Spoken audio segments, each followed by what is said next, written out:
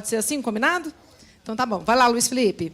Boa tarde a todos e todas. Eu gostaria... Não, obrigado.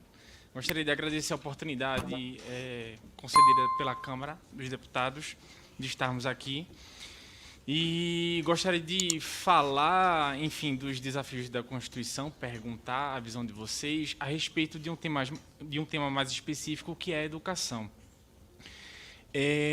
Como é que vocês enxergam esses 35 anos, os avanços da Constituição e, sei lá, os 35, ou os 70 ou para frente, enfim, os anos que ainda estão por vir para a gente poder investir mais em educação?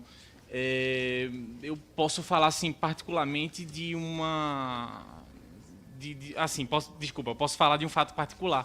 Por exemplo, eu passei no meu ensino médio por uma instituição pública de qualidade, que foi um colégio da Universidade Federal Rural de Pernambuco. E, enfim, a minha trajetória está relacionada com o ensino público de qualidade. E, por exemplo, nesse campo, o que é que poderia ser, enfim, realizado ainda mais para a gente poder levar cada vez mais educação de qualidade a tantos brasileiros e brasileiras que necessitam? Obrigado. Minha formação, eu sou... Estou um pouco nervoso, desculpa. Minha formação, eu sou doutorando em filosofia da Unifesp e eu tenho orgulho também de dizer que eu sou professor docente do Instituto Federal do Amazonas, uma forma de devolver para a sociedade brasileira tudo que foi investido na minha formação, na minha educação. Obrigado e desculpa aí o nervosismo. Sotaque inevitável de Recife. Exatamente, recifense. Vamos lá, comece. O deputado Kim começa ou o deputado... Bom, vamos lá. Ano passado eu fui presidente da Comissão de Educação, né? E foi o tema sobre o qual eu mais me debrucei. Um primeiro ponto que eu pegaria da sua fala é a relação sobre como investir mais. Eu não acho que o problema, e aí eu acho que é uma diferença fundamental que a gente deva ter com muitos dos partidos de esquerda. Não acho que o problema seja investir mais, eu acho que o problema seja fazer a gestão do que a gente já investe. Eu tive recentemente em Singapura numa conferência dos países da ASEAN, do Sudeste Asiático, né? E todos os países que eram mais pobres e que tinham educação pior do que o Brasil, né? A gente está falando de Malásia, Indonésia, Vietnã, a própria Singapura. E todos esses países investiram primeiro na educação básica, que foi inclusive uma pergunta que foi feita em relação à infância. A nossa Constituição prioriza a infância, mas o nosso orçamento prioriza pessoas mais velhas, não prioriza quem está na primeira infância, principalmente dos 0 a 6 anos de idade. O que o professor Pedro Kizai falou é verdade, né? A diferença de vocabulário de quem é bem alimentado, de quem tem acesso a determinados brinquedos, de quem tem acesso a determinadas pessoas... dos 0 aos 6 anos de idade, que é quando a maior parte, salvo engano, 85% do cérebro se forma, é brutal. E isso gera uma diferença cognitiva, de capacidade cognitiva para o futuro, muitas vezes insanável. E qual que é, na minha avaliação, o grande erro do Brasil? Além de má gestão dos recursos em todos os setores, do básico ao médio, primeiro assim, ao infantil, para mim é o pior de todos. Por quê? Porque a gente não tem nem como avaliar. Não existe indicador de educação infantil. A gente não tem um indicador para dizer como está sendo a educação nas creches, como está sendo a educação dos 0 aos 6 anos de idade, né? A gente não tem indicador. A gente só tem indicador para o ensino fundamental, médio e superior, né? A gente tem o IDEB, a gente tem em São Paulo o IDESP, enfim. Mas nós não temos para a educação infantil, que é, na minha avaliação, o momento mais importante da educação. Porque, a partir dali, entendo uma boa educação, boa alimentação, né, acesso a um amplo vocabulário até os 6, 7 anos de idade, a partir dali ele tem uma capacidade de aprendizado que permite com que ele decida com muito mais facilidade os ramos do conhecimento que ele quer seguir.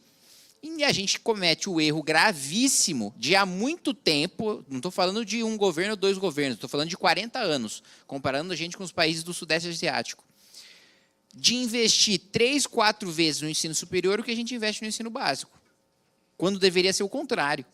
Os países da OCDE investem proporcionalmente menos do PIB do que a gente investe, mas investe proporcionalmente a educação básica muito mais do que investe na educação superior. Então, para mim, esse é um dos problemas fundamentais da nossa educação. Porque hoje nós temos mais analfabetismo, nós temos mais evasão escolar, nós temos mais dificuldade em ter mão de obra qualificada do que países que há 60 anos eram mais pobres e tinham índices de educação piores do que os nossos. Porque nós não fizemos uma boa gestão da nossa educação e nós não investimos na educação básica, né? Isso um diagnóstico geral, na minha avaliação do que aconteceu, somando as minhas considerações finais, que eu acho que eu vou fazer na mesma linha da sua pergunta também. Tem várias políticas públicas, né, no Brasil e no mundo que funcionaram e que, na minha avaliação, deveriam ser repetidas por todos os municípios brasileiros, que são os grandes responsáveis pela educação básica, né? E os governos estaduais, que também têm unidades de educação, prefeituras de educação infantil e governos estaduais de educação básica. Ceará. Ceará é um exemplo de educação básica que funcionou. É um exemplo por exemplo, o ICMS educacional, que é uma iniciativa do governo do Ceará, já antiga, que o governo de São Paulo copiou há pouco tempo, é você, basicamente, dar mais recursos para as escolas que melhoram os seus índices de evasão e as suas notas, né? Quando, na realidade, no Pacto Federativo, a gente tem um incentivo contrário. No Fundo de Participação dos Municípios e no Fundo de Participação dos Estados, que são os repasses constitucionais obrigatórios para os entes subnacionais, a gente manda mais dinheiro quanto pior for a educação do Estado, quanto pior for a saúde do Estado. E essa política não funcionou. Essa política manteve todos esses estados mais pobres e mais miseráveis ainda dentre os estados mais pobres e mais miseráveis. E o Ceará, na educação básica, implementou esse ICMS educacional. Pernambuco. Pernambuco é um bom exemplo de ensino médio. O Ceará já não é um bom exemplo de ensino médio. Pernambuco é implementação do ensino médio integral, né? Um dos de melhor. Eu, como você, tive acesso a um ensino médio público de qualidade, né? E busco retribuir isso para a sociedade. E Pernambuco tem um bom exemplo de ensino médio público em regra, evidentemente que há exceções, de qualidade.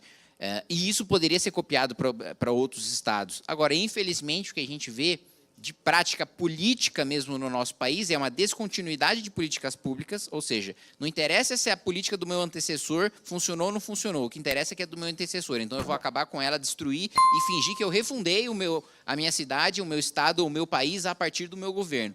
Isso eu acho que é uma das coisas mais nefastas que a gente tem hoje em ambos os espectros políticos e que a gente precisaria quebrar. E aí eu faço dessas as minhas palavras finais. Obrigado.